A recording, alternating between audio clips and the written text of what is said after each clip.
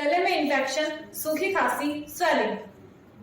क्या आप अपनी खांसी से परेशान हैं? क्या आपको आपकी खांसी सोने नहीं देती है? हेलो एवरीवन, मैं तनेश स्वागत करती हूँ आपका industryowl.com के ऑफिशियल चैनल पर।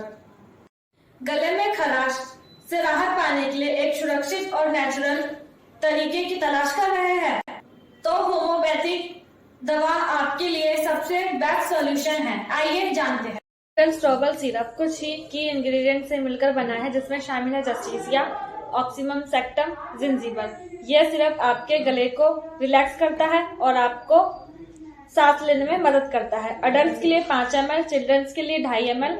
दिन में 4 बार लीजिए। बेहतर रिजल्ट्स के लिए आप इसको गर्म पानी में ले सकते हैं। स्ट्रॉबल कफ सिरप का लिंक पिन कमेंट में अवेलेबल है, आप जाकर उसे बाय कर सकते हैं। और अगर आपने प्रोडक्ट यूज किया है तो आप हमको कमेंट बॉक्स में उसका रिव्यू दे सकते हैं ताकि और लोग भी उसे पढ़ सकें।